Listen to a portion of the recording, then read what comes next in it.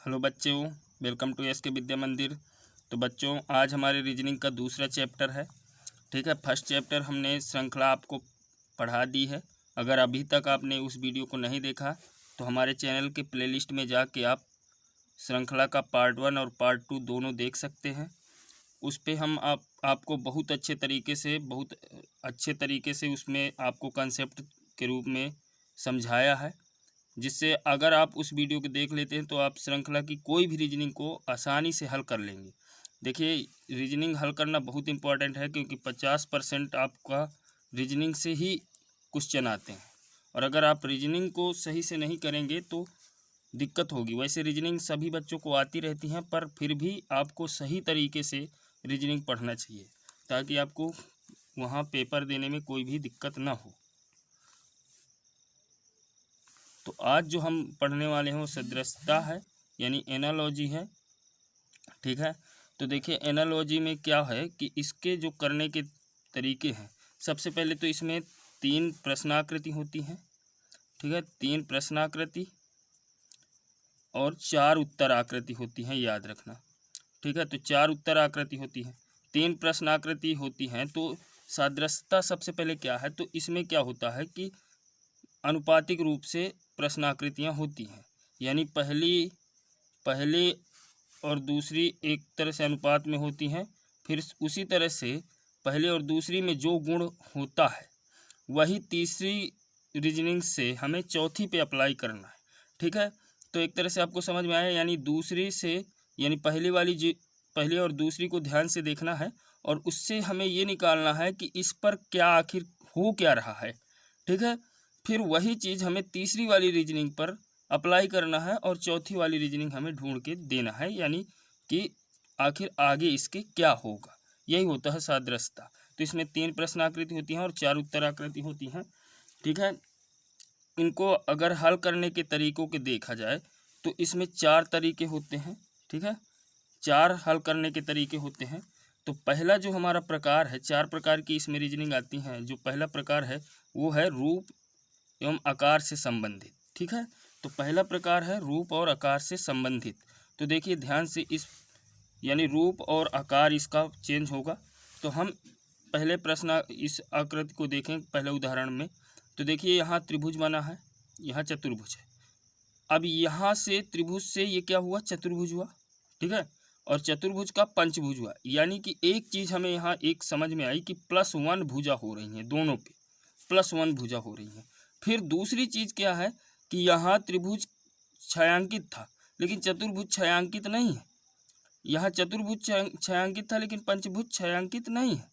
तो इन्हीं दोनों गुणों को आगे इस पर विकसित करना है, यानी अगर ये चतुर्भुज है तो +1 करो, यानी पंचभुज बनेगा। ठीक है, और यहाँ पंचभुज है तो +1 करेंगे तो खष्टभुज बनेगा, यानी पंचभुज और खष्टभुज। तो पंचभुज खष्टभुज यहाँ है, और छायांकित ये हैं, पर वो अगली जो हमारी इससे आगे जो बनेगी वो छायांकित नहीं होना चाहिए, क्योंकि देखिए ये नहीं हो रही थी। तो इसका मतलब बी ऑप्शन हमारा जो है वो करेक्ट हो जाएगा। ठीक है, तो इस तरह से रूप एवं आकार से संबंधित प्रकार 1 हो गया। फिर दूसरा प्रकार जो है हमारी आकृतियों का, वो रेखा तत्व की संख्या में परिवर्तन, यानी रेखाओं में परिवर्तन के अनुसार, रेखा तत्व की संख्या में परिवर्तन के अनुसार रीजनिंग, ये भी संबंध है एक प्रकार, दूसरा प्रकार है। तो इसमें देखिए ध्यान से, इसमें प्रश्न आकृति क्या कह रही है कि इसको हमें ध्यान से देखना है, फिर यही गुण, इन दोनों के गुणों को इस पर अप्लाई करना है। तो देखिए यहाँ 3 लाइनें हैं। ठीक है, 3 लाइनों से यहाँ 2 रेखाएं हुई, यानी 3 लाइनें थी, फिर यहाँ 2 रेखाएं हो गई। ठीक है, और 3 गोले भी थे। ठीक है, तो वो 2 गोले हो गए। अब समझ लीजिए ये 3 लाइन ऐसे क्षैतिज थी, लेकिन यहाँ ऊर्ध्वाधर है 3 लाइन। ठीक है, अब यहाँ पर ऊर्ध्वाधर है 3 लाइन, इसका मतलब क्षैतिज होना चाहिए, और कितनी लाइनें होनी चाहिए, 2 लाइन होनी चाहिए, और बीच में यहाँ क्या है, चतुर्भुज है, तो यहाँ दोनों चतुर्भुज होना चाहिए। तो इसका मतलब इसमें भी बी करेक्ट हो जाएगा। तो ये दूसरा प्रकार था। ठीक है, तो 4 प्रकार मैंने आपको बताया था। अब हम तीसरे प्रकार पे चलेंगे। तो ये जो है हमारी तीसरे प्रकार की आकृति है। तो यहाँ देखिए तीसरे प्रकार की, और आप वीडियो में अंत तक बने रहिए, और मैं आपसे उदाहरण करवाऊंगा। ठीक है, 4-5 रीजनिंग कराएंगे, जिससे आपको पूरी तरह से एकदम फिक्स हो जाएंगे माइंड में। ठीक है, तो ये तीसरा प्रकार हमारा क्या है कि प्रतीकों के स्थान परिवर्तन से संबंधित, यानी प्रतीकों के स्थान और उनसे संबंधित। ठीक है, तो यहाँ पर आप अगर ध्यान से देखिए तो जो सी है वो कहाँ गया, यहाँ आया। ठीक है, तो अभी हम यहाँ पर इस सी को ऐसे हुआ। ठीक है, फिर यस जो था वो हमारा यहाँ आया, तो यस इसका मतलब यस यहाँ से यहाँ गया। ठीक है, और जो ये पंचभुज था और ये गोला वाला ये आपस में नीचे से ऊपर हुए। ठीक है, तो ये हमारा बदलाव हुआ। अब यही चीज़ इस पे अप्लाई करना है, तो गोला ऐसे बनेगा, यानी ऐसे ऐसे ही करना है। तो जो गोला यहाँ था वो कहाँ जाएगा, यहाँ, यानी अगली वाली आकृति में यहाँ बनेगा गोला। ठीक है, यहाँ खष्टभुज था तो खष्टभुज नीचे आ जाएगा। ठीक है, खष्टभुज नीचे आ जाएगा। ठीक है, फिर बीच वाला ऊपर चला जाएगा, यानी यन ऐसे ऊपर चला जाएगा उल्टा होके, और ये नीचे आ जाएगा। ठीक है, तो अब ढूंढिए कि कहाँ है, तो चतुर्भुज वो पंचभुज नीचे और गोला नीचे, तो ये दोनों हैं, और ये भी बीच में यन भी है ऐसे। ठीक है, पर यहाँ पर थोड़ा सा दिक्कत ये है कि ये जो है हमारा ये कहीं ना कहीं इधर गया तो है, लेकिन ये ऊपर की ओर से है ऐसे, तो ये गलत हो जाएगी। अब इस पर देखेंगे ध्यान से, तो इस पर क्या हुआ है कि ये गोला है और यहाँ से यहाँ गई है और ये यहाँ, लेकिन ये बीच में यन जो है वो क्षैतिज रूप में है, इसको सीधे यानी ऊर्ध्वाधर लाइन पे होना चाहिए, ऐसे होना चाहिए। तो जो डी है वो डी हमारी करेक्ट आंसर होगी, क्योंकि अगर आप ध्यान से देखें डी को तो डी करेक्ट हो जाएगा और बाकी सब ये तीनों गलत हो जाएंगे।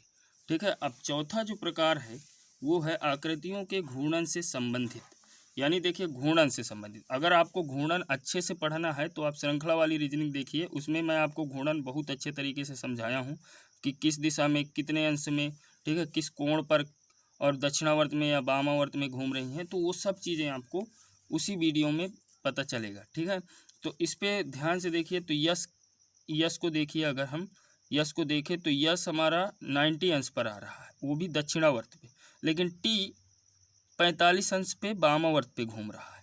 ठीक है, तो यानी टी जो है 45 अंश पे और यस 90 अंश पे, लेकिन ये दक्षिणावर्त पे है और ये वामावर्त पे है, और धन से गुणा हो जा रहा है। ठीक है, तो यहाँ गुणा है तो गुणा से धन होगा, तो गुणा वाली दोनों गलत हो जाएंगी, धन धन वाली सही रहेंगी। उसके बाद सी को 90 अंश में घूमना चाहिए, आर को 45 अंश पे, तो सी 90 अंश पे घूमेगा लेकिन दक्षिणावर्त में, तो दक्षिणावर्त ऐसे होता है। ठीक है, तो दक्षिणावर्त में सी यहाँ पहुँचेगा और ये वामावर्त में इधर आएगा, तो यहाँ होगा। तो इसका मतलब फर्स्ट वाला ऑप्शन सही हो जाएगा और ये सेकंड वाला गलत हो जाएगा। तो आई होप आपको समझ में आई होंगी कि सादृश्यता के कितने प्रकार होते हैं। तो 4 प्रकार की सादृश्यता आकृतियाँ आती हैं।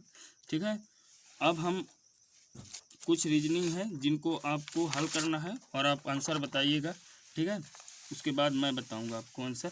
तो देखिए इस पे ये जो हमारी 5वें नंबर की रीजनिंग है इसको देखिए ध्यान से। तो इस पे क्या है कि यहाँ पर एक रेखा है और यहाँ पर 1 2 3 टोटल 3 रेखाएं हैं। यहाँ कितनी बची, 2। यहाँ अब एक रेखा है तो एक रेखा हट जाएगी, तो मतलब 3 रेखाएं थी, 2 बची।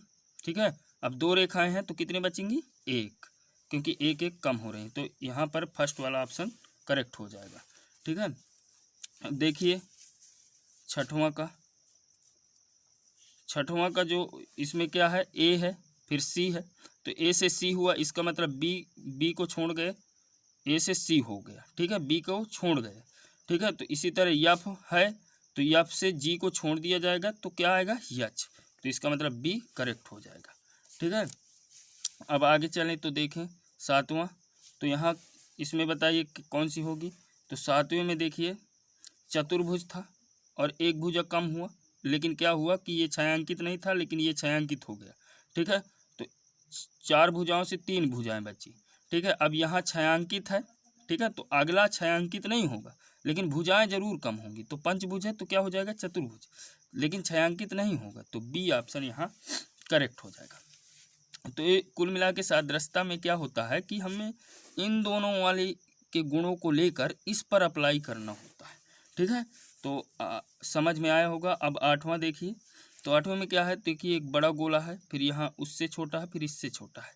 तो यहाँ पर क्या है, बड़ा गोला छायांकित नहीं है, बीच वाला गोला छायांकित है, फिर नीचे वाला गोला छायांकित, मतलब यहाँ बीच वाला गोला छायांकित है लेकिन यहाँ नीचे वाला गोला छायांकित है।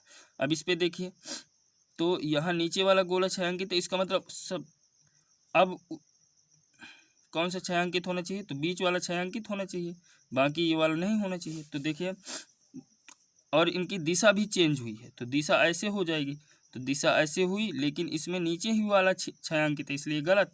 अब ये तो दिशा ही इसकी अलग है, तो इसलिए ये गलत। फिर इसमें देखें,